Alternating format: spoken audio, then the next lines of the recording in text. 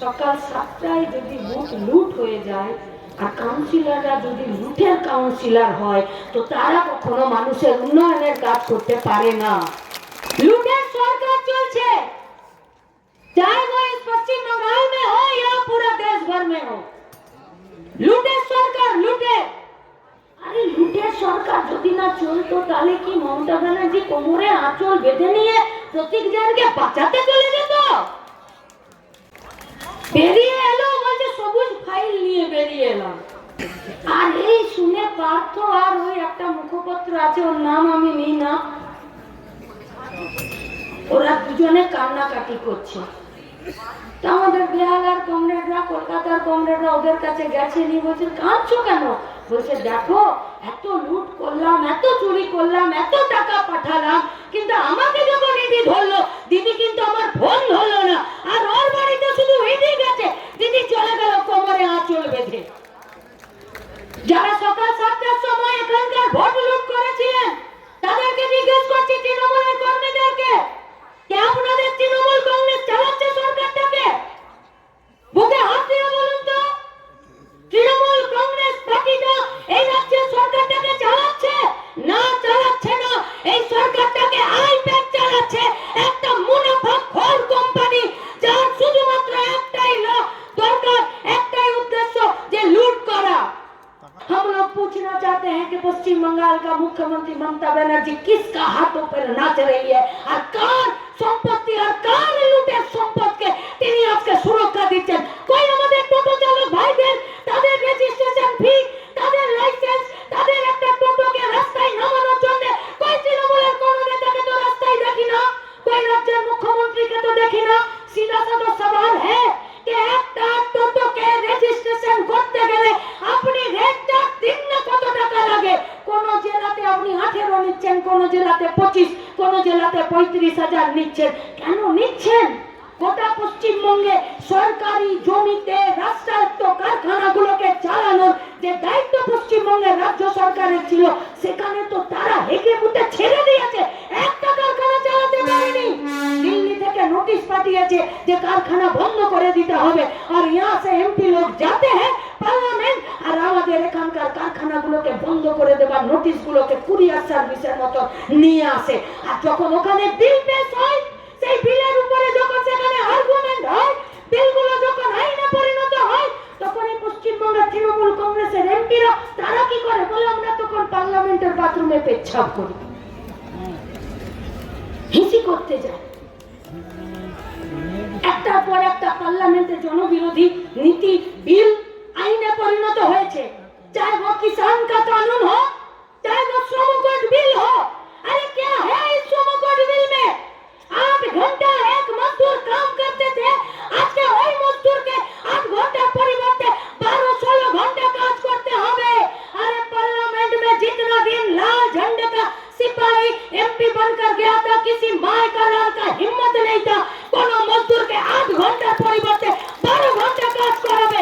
আর তোমরা পশ্চিমবঙ্গ থেকে তৃণমূল কংগ্রেসের এমপিদেরকে পাঠালে, তখন এই সমকট বিলটা যখন আইনে পরিণত হচ্ছিল, তখন এরা বলল যে পশ্চিমবঙ্গের দিদিমণি অনেক পায়খানা পেচ্ছাপ করার জায়গা উদ্বোধন করেছে, কিন্তু আমরা এখানে সেটিং এ চলি বলে যখন বিল পাস হয়, আইনে পরিণত হয়, তখন আমরা বাথরুমে চলে যাই। পশ্চিমবঙ্গের বাথরুমের অভাব আছে গো। এত খরচ করে তোমরা দিল্লিতে ওই জন্য যাও, তোমাদেরকে কেন পাঠানো হয়?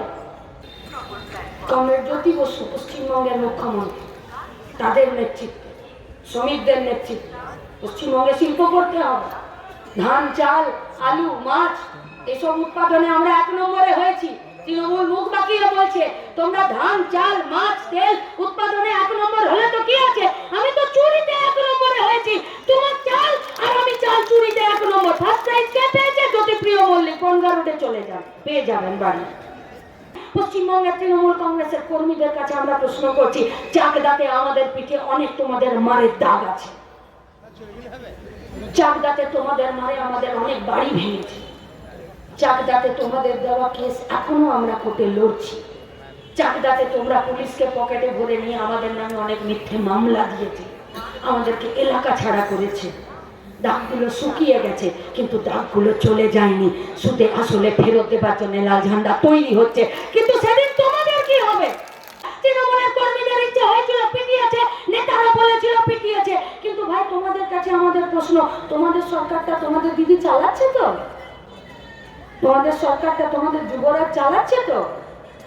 সেহেনশা কা পাতা নেই, ভুইপোর যুবরাজ এসেছে। বুথ সভাপতি হতে চাও তৃণমূলে, আইপ্যাকের সঙ্গে যোগাযোগ করো, সেখানেও পয়সা দিলে বুথ সভাপতি হয়ে যাবে। তার মানে যে সিপিএম কে, যে লাল ঝান্ডাকে, যে শ্রমিক আন্দোলনের নেতাদেরকে, ছাত্র যুবদেরকে যারা পেটালো, যারা মারলো, যারা তৃণমূলকে আনলো, তারা যদি আইপ্যাককে পয়সা না দিতে পারে, ও বুথ সভাপতি আরো জুটবে না। জুটবে? জুটবে। আইপ্যাককে পয়সা না দিতে পারলে ক্যান্ডিডেটের টিকিটও জুটবে না। তাই ভাবি রোগা মোটা কান কাটা হাত কাটা গুলো এত কি করে টিকিট পেয়ে যায়? টিকিট তো আইপ্যাক দেয়। পশ্চিমবঙ্গের তৃণমূল कांग्रेस सरकार पार्टी तो देय ना देय ना। दिल्ली में जो सरकार बैठे हैं उसका नाम बीजेपी है और वो नागपुर से परिचालित होते हैं। उसका बस एक ही नारा है, एक देश, एक धर्म, एक नीति, एक कानून, एक वोट, एक भाषा। उसके अलावा उसके पास और कोई बात नहीं है।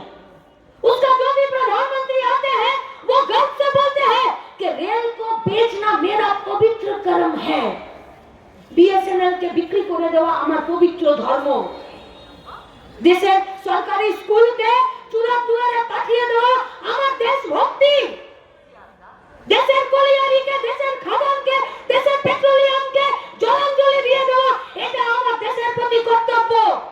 इसलिए देशीय संस्था चालानो हमार काज नय।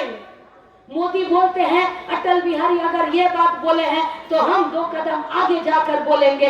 मोदी बोलते हैं कि सरकारी संस्था जन्म लिया ही है मरने के लिए, कोई बचपन में गया तो कोई जवानी में जाएगा। बीजेपी विरुद्धे धर्मघट डाकले दिदिमणिर गाয়ে চুলকানি হয়, বিছুটি পাতা লেগে যায়, আলকুশি লেগে যায়।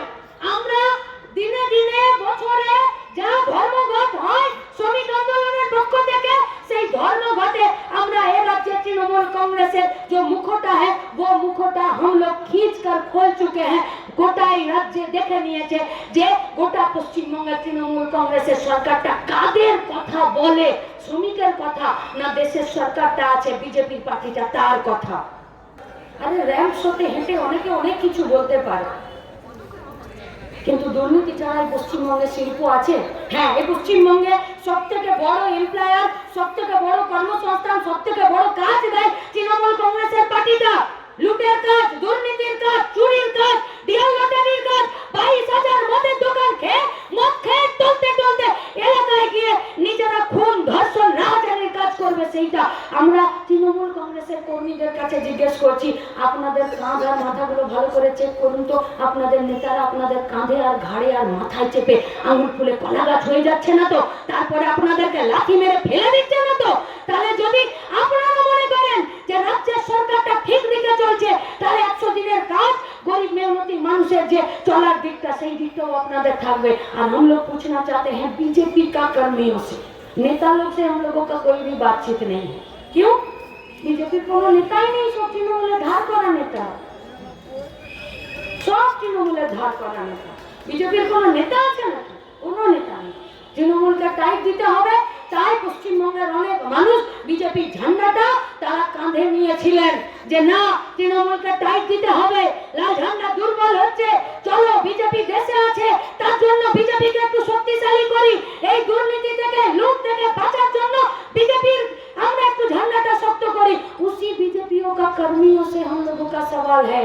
रेड করলো প্রতীক জৈনের বাড়িতে, রেড করলো ইডি, ইডি দিল্লির ইনভেস্টিগেশন অফিসার, আপনারা ঘরে বসলেন আর দিদিমণি বাইরে থেকে তৃণমূলের রেজিস্ট্রেশনে একটা গাড়ি নিয়ে এলো, আর সেই গাড়িতে রাজ্য সরকারের পুলিশকে চাপালো, ভেতরে ঢুকলো আর ল্যাপটপ নিয়ে, হার্ড ডিস্ক নিয়ে আর একটা সবুজ ফাইল নিয়ে বেরিয়ে গটগট করে চলে গেল।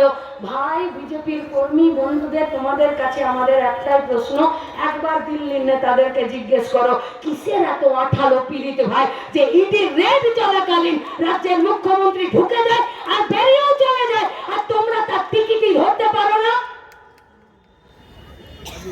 এরপরও তোমরা বিশ্বাস করতে পারো যে বিজেপি তৃণমূলের বিরুদ্ধে লড়বে, এরপরেও তোমরা এটা মন থেকে মানতে পারো ভাই যে তৃণমূলের পার্টিটাকে সাইড দেবে বিজেপি?